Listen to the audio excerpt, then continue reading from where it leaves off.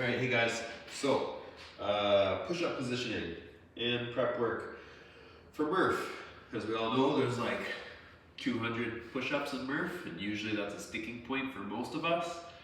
Because push-ups are one of those things, much like handstand push-ups, where when you run out of reps, you have a hard time recuperating. So, we're going to be trying to strengthen a lot of positioning. Also because 200 is a lot of reps. So we're just going to be doing 20 reps more or less every day with a tempo. And the reason we're prescribing a tempo is because when you use a tempo, you find a lot of mistakes.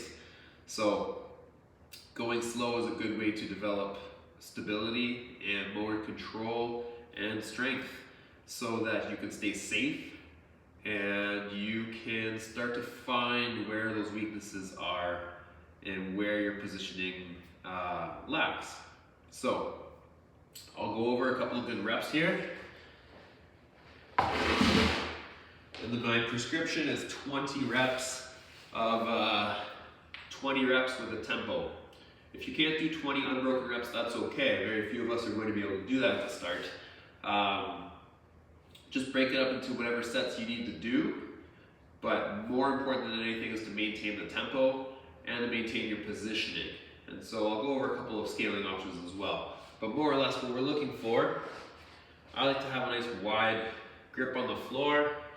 My hands are going to be more or less right underneath my shoulders. As we get closer to doing Murph, we can talk about some different strategies to help with longevity in your push-ups.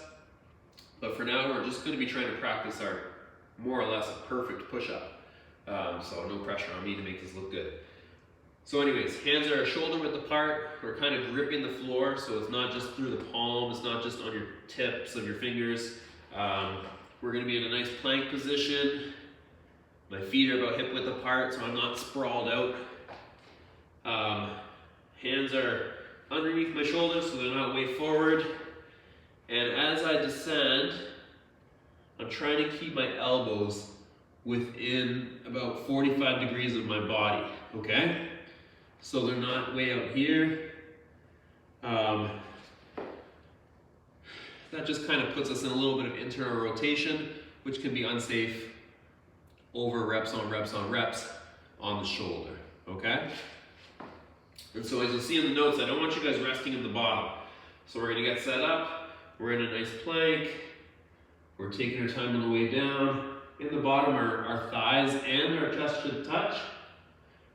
We're not actually going to rest, but I wanted to show that good bottom position. And then you're going to press back up. You may find that you actually travel forward and down and then come back up as a unit, right? So we're here, and then we're back up. And we're going to try to go actually a little slower than that on the way up. So we're going 3 seconds down, 3 seconds up. The reason why I said no rest in the bottom is a lot of times if you rest here, you're going to lose your core, and then as you go to press up, you're going to lose that first part of the push-up, and you're going to find your shoulders are raising faster than your hips, which means you're no longer maintaining a good plank.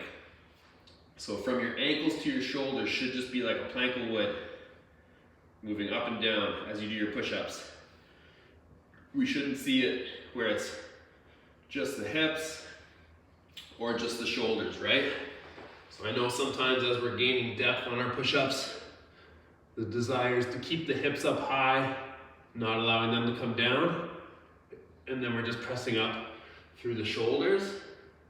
Sometimes as we get tired with our plank, our hips start to sag, and only, I guess it's still only the shoulders or chest that's raising and lowering, with the hips being lower versus higher. So if you need to, you can video yourself, but practice where you should feel your thighs touching the floor, as well as your chest, or for me it's usually right where my ribs part.